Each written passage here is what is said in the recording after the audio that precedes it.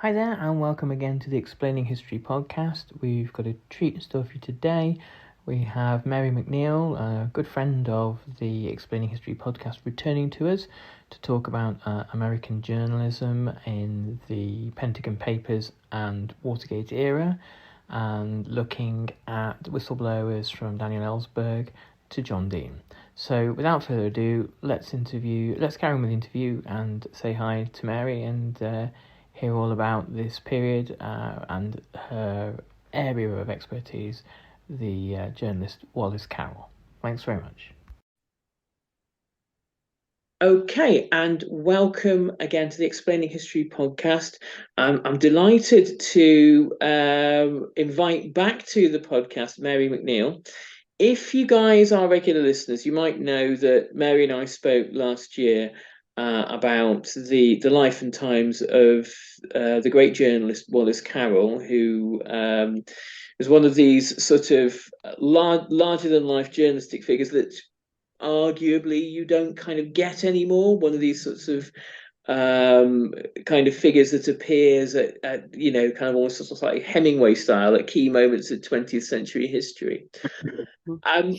Today we were going to have a slightly different conversation. You may have observed recently that the kind of perhaps the most famous whistleblower of the 20th century, Daniel Ellsberg, from whom it could be said that the kind of the later 1960s protest movement wouldn't really have been what it was without him. Passed away at the ripe old age of 90 something the other week. And I thought it was kind of appropriate, really, to return to kind of questions of Watergate and journalism and integrity, and of course Wallace Carroll himself had views on this. So welcome again, Mary. It's a pleasure to have you. Thank you. It's great to be back.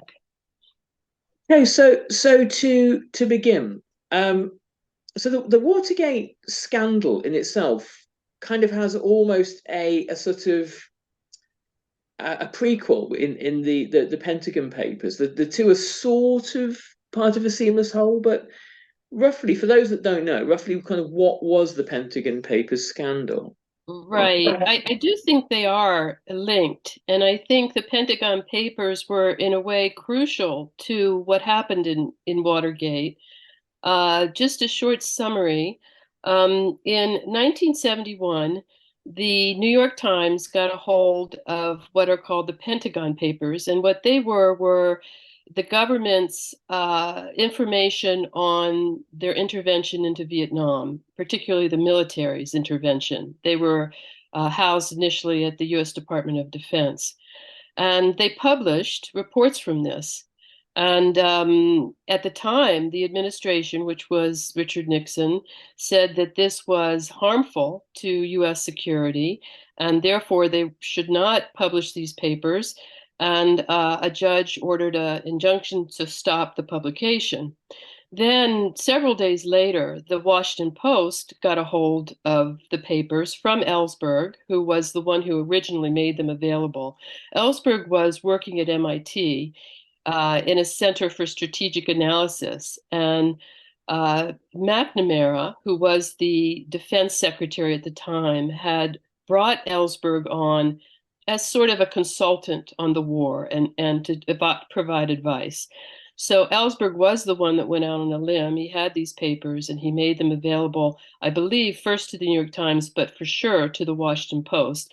Mm-hmm. And if your viewers or listeners have seen the movie The Post, which was done by Spielberg and was about Katharine Graham and what she did during this time around the Pentagon Papers, it gives you a pretty good background on them. Anyway, when the Post published the papers, the judge in the district the Post was in would not issue an injunction. And so what they did was they combined it with the New York Times case, which at that point had gone all the way up to the U.S. Supreme Court. And in June of 1971, the U.S. Supreme Court decided in a 6-3 decision that the New York Times and the Washington Post had the right to publish the papers because they had not shown an adequate burden of proof that it would hurt the national security. So Mm-hmm. this was kind of a landmark decision. And in fact, the Justice Black, who wrote the decision, I want to, if I could just read what he said, Please because do. it totally sets the groundwork for Watergate, which was to come. Black wrote, "Only a free and unrestrained press can effectively expose deception in government, and paramount among the responsibilities of a free press is the duty to prevent any part of the government from deceiving the people and sending them off to distant lands to die of foreign fevers and foreign shot and shell." So that pretty much opened the door for the press to sort of be able to publish papers that the government might not want them to publish. Mm-hmm. So all of this is background. This is 1971, and as early as 1970, there were some nefarious things going on in the Nixon administration, and this part of it I got from a lecture that Wallace Carroll actually gave to students in 1983 about Watergate. And in his usual way, he was very good at pointing out how things developed in a clear way. Basically, Watergate, what happened is the following. Richard Nixon, because he had lost very close elections in 1960 to John F. Kennedy, and then again in 1967, he had run for governor of California and lost that in a very close election.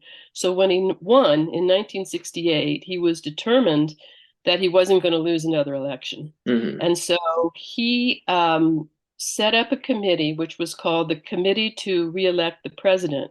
And the acronym is called CREEP, C-R-E-E-P, which is rather illustrative as the story unwinds, you'll see. And CREEP proceeded to do things that at that time were not legal. Mm-hmm. And the main thing they did was to get money from corporations to support the re-election campaign. Corporations like American Airlines was one, General Electric was another. And at that time in the United States, there was a limit on how much money corporations could give to elections. Yeah. Since changed, and I'll talk about that. So, but to get the money, they had it laundered basically through Miami. And, none of this was really known publicly, but the FBI and the CIA were looking at it. They sort of had an idea that some money laundering was going on. So what Woodward and Bernstein found out when the break-in occurred and they started to investigate what CREEP, this committee, was doing, they found out that there was money in Miami, and they went down there and they found out that it had been laundered. And this was really sort of the beginning of it. And it was a trace the money thing. We sort of forget that sometimes in the mythology around Deep Throat and so on and so forth. That's all connected with Watergate. So they continued to do that, and the CIA was also knew this was going on, and the defense and the FBI knew this was going on. And at the time, Nixon had ordered the CIA and the FBI to stop their investigation because he did not want them to find out that this money was illegally coming into his re-election campaign. So that's the backdrop. And then, the story proceeds where the 7 people who did the break-in were convicted. And the hero of the story, according to Carroll and others, was a judge named Judge John Sirica.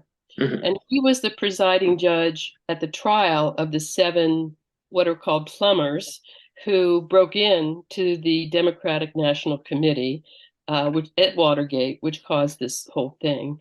And to summarize, Sirica had a very suspicious feeling about these 7 folks.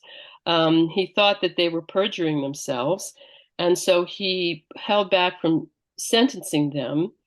And come to find out that through the reporting and other mechanisms, it was found out that they had been bribed by Nixon and CREEP to lie, because they had been promised that they would be pardoned if they were found guilty but they wouldn't disclose where this was all coming from.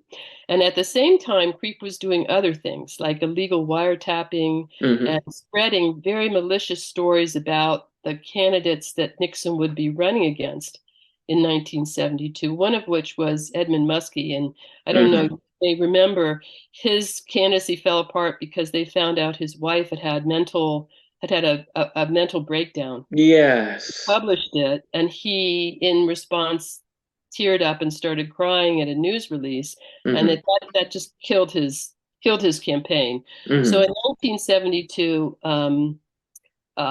Nixon was reelected by a big majority.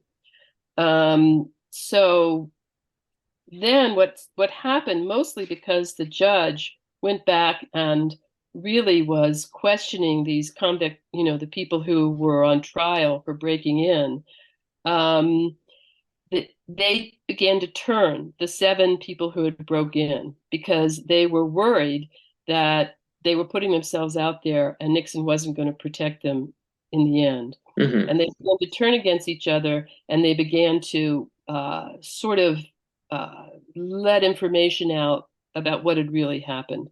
In the meantime, there had been a committee set up in the House and then the Senate to investigate campaign practices, and this was ongoing. So anyway, things developed. What happened basically is that John Dean, if you remember John Dean, he was an advisor to the president, and he realized that this couldn't go on in terms of the bribing of the 7 plumbers, because he had estimated that they would have to pay them up to $1 million to keep them quiet because they kept asking for more money. Excuse me. So he came forth and spilled the beans and told in a very 300-page testimony everything that had been going on with Creep and that Nixon had known about it and so on and so forth. Nixon denied this, but then Dean said there were tapes. Nixon denied there were tapes, but then they got the Supreme Court again to say that the tapes had to be released. The tapes showed that Nixon, knew what was going on and had in fact ordered it. There were public hearings on the Senate side, and basically things just fell apart. And it came to that the Congress would impeach, they had enough votes, both in the House and the Senate, to impeach Nixon, and Nixon resigned. Okay, so there you go. Yeah. And was there a point at which I think kind of John Dean was effectively kind of presented with the revolver and told to do the decent thing? He was, I don't know the backstory with John Dean. I think he's now on various talk shows and stuff, and I think he is acknowledged as being someone who finally got a conscience about what was the right thing to do. Yeah. And he, and then, after Dean did that, Nixon went after him, and, they hired a special prosecutor, and he wanted to get the special prosecutor fired, but people in the administration refused to do that, and they resigned. So everything was just falling apart. Yeah. And I think John Dean was one of probably the most instrumental. Yes. Because he gave such detailed testimony and he had records. So they couldn't get him, And it's the Dean moment really is where I think sort of TV Watergate really kicks off, because he's there night after night saying more and more extraordinary things. And I think it's then people start really tuning in going, good grief. You mean really? Wow. Yes. And also they set up a committee headed by this senator called Sam Ervin. And it termed the Watergate Committee, but it was set up to investigate these campaign violations. And Sam Ervin was a conservative, and but very folksy. And he held these hearings, and they were on TV every day, and they had millions of viewers that were watching this thing. So all of that, I think, had an effect on members of Congress that were recognizing that they had to peel off from supporting Nixon. There's an interesting parallel at the moment in British politics. Our Nixon Boris Johnson, who I think is almost a slightly better fit for the kind of the Nixon mold than even Trump. Trump's sort of something else again. But he, brought himself down by lies and dishonesty, and has recently been censured. The House of Commons has essentially found him basically unfit to be a member of Parliament, and so he quickly quit his seat as a member of Parliament before he could be literally banned from the building. But on the committee that you would think, well, who are these kind of radical Reds who've done a number on him? Well, the committee is majority Conservative. So you get these kind of characters who like Nixon, like Johnson in America and in Britain, who are almost heroes of the kind of the extreme right or the extreme democratic right. But actually, when one thing that runs through conservatism is a sense of kind of respect for institutions and for whatever else conservatism is. Old style conservatism is respect for institutions and for the rule of law. And there's stuff you can't do, and you just can't. So it's always interesting that people like Nixon are sometimes borne down by the very thing that they claim to represent. It's absolutely true, and people, there's a popular belief that Watergate and what happened and Nixon was brought down by the media, but actually no. The media, of course, at the beginning had a big hand in bringing it to light, but it was the institutions, the judicial system through Judge Sirica, the Supreme Court, and also the institutions in Congress, the House and the Senate, that were the ones that really, in the end, brought him down. And this is there's plenty of if you think of the entirety of the US media in the early 1970s, it's a minority initially that cover the story, and with a degree of reluctance of that sounds too hot to handle. Let's tread very carefully with that. I mean, one of the things that Carroll emphasized in his talk on this, Wallace Carroll, was that really exactly what you said. The only newspaper really that stuck with the story at the beginning was the Washington Post. The other mainstream media did not do it. And for 6 months, the Washington Post published article after article of the investigation that Woodward and Bernstein were doing as it progressed. And it wasn't until, 6 months after the initial finding of the break-in that the other newspapers started to come in. So I think you cannot take it away from the Washington Post in the sense that they really were out front initially covering the story.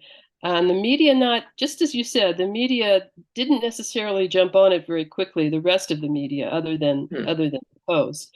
And the Post, they suffered, Katharine Graham, who was the publisher of the Post at the time, there were threats, it was nasty. It was very nasty.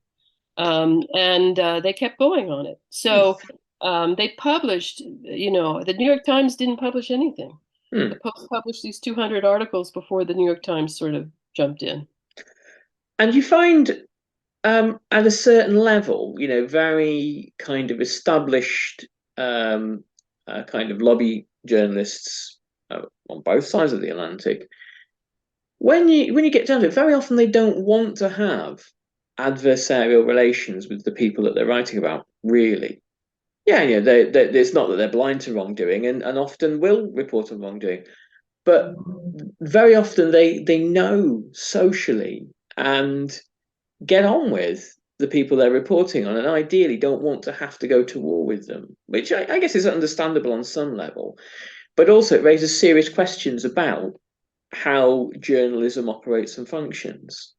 I think what you say was very true, I would say, in the 1950s, early 1960s.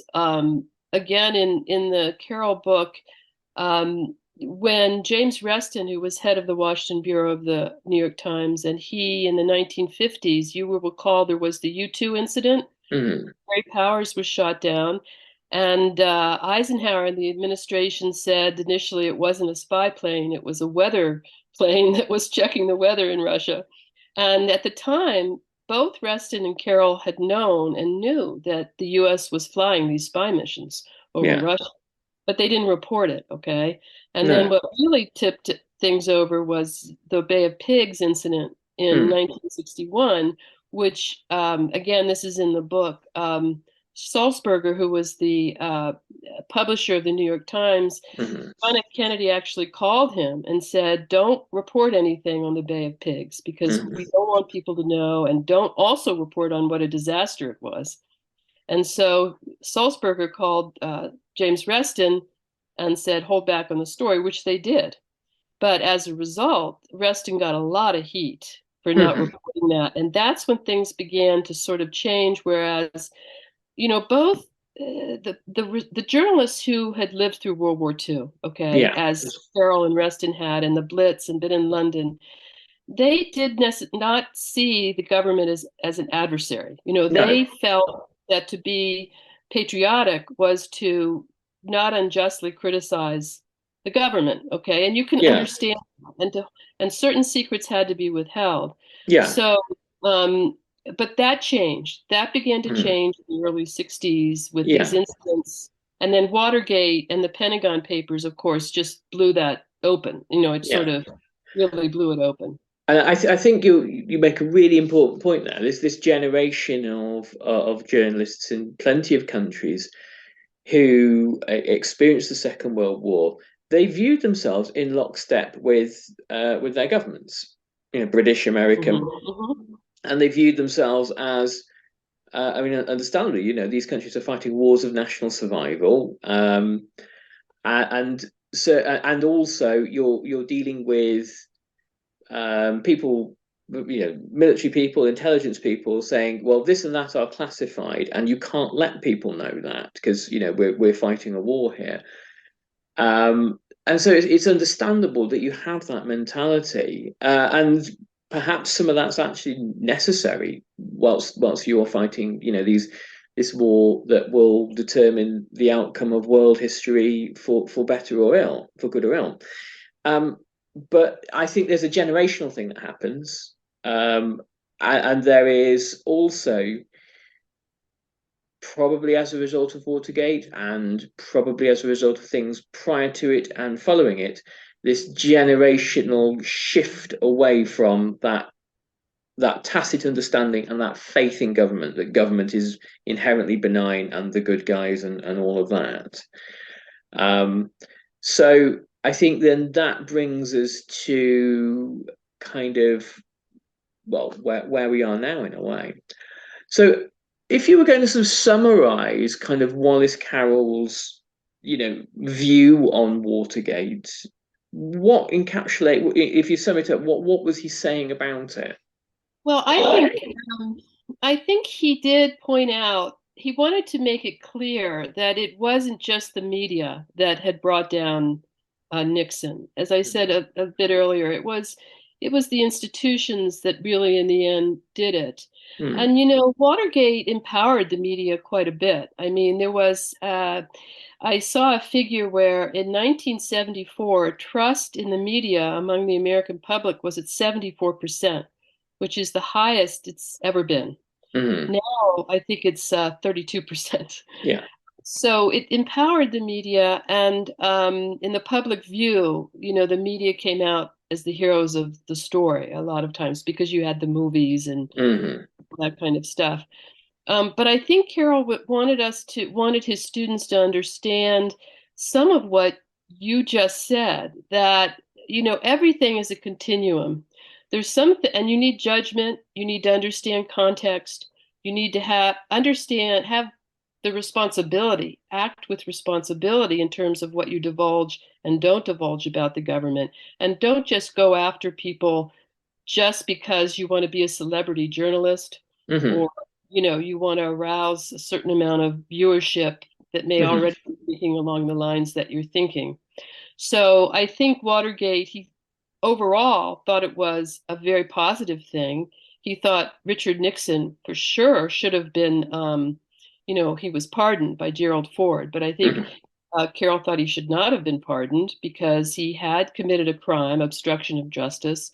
And I think, now we have a very similar situation in terms of Ukraine, even though I haven't researched it. But you better believe there's lots of information about Ukraine that we're not hearing about, Mhm. that the press probably knows. Mhm. But it's a situation in which, okay, what is the judgment in terms of what we should be releasing and what isn't? And Mhm. I think young journalists, if I can say this, don't always appreciate the context in the way that I think a journalist like Carroll and even James Reston did, Mhm. and maybe underestimate the consequences sometimes of what they're reporting on. Mhm. And it's not necessarily their job, it's their editor's job Mhm. to, write herd on them and make sure that what is published is along the continuum of a judgment, the right thing to publish at the time. I Mhm. don't think Carroll, he was very skeptical of government. He wrote in 1968 an editorial, Quo Vadis, which called for the US to pull out of Vietnam. I'm not sure he knew about the Pentagon Papers then. I would not be surprised if he did. He had Mhm. excellent sources.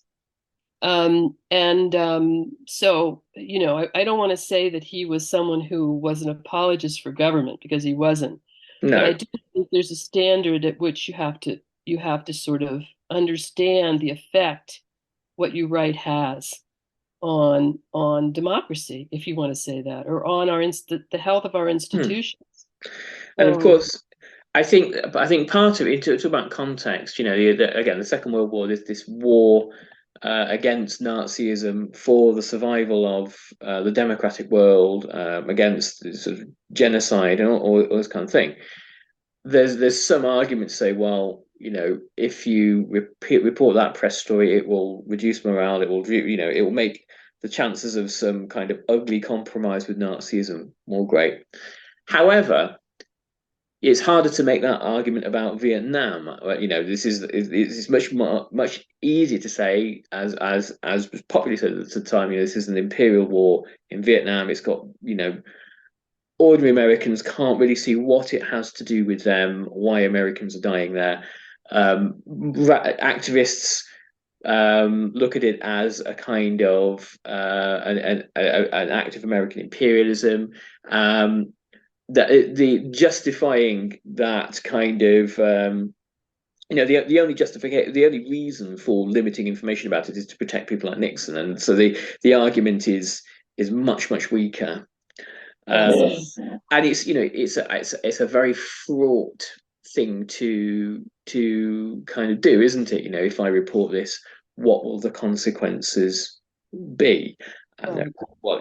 plenty of journalists say, well, that's not for me to decide. Hmm. Hmm. And then sometimes well, yeah, cool, but it's not your village being shelled, is it? Yeah, exactly. You mentioned earlier something about the close relationships that journalists can develop with people in office, government officials, and so on and so forth. One of the things that I think is an issue now is that journalists want to have sources and they want to be able to have access to their sources. Mm-hmm. And sometimes if the source says, well, if you print anything like this, I'm going to cut off your access to me, Yeah, that makes the journalist not print it, okay? Because they want to be able to continue to do that. And I think we have a lot of that going on now, sure. if I may say so.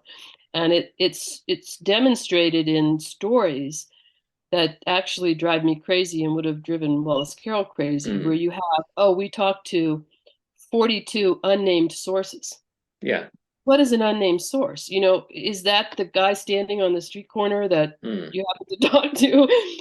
And this has been a problem about people that will talk on the record or off the record. Mm. I think journalists are maybe a little bit too hesitant to alienate their sources Yeah. in terms of what they write. Yeah. Um, And yeah, I mean, my background in reporting many years ago is, well, if they don't go on the record, the story doesn't stand up.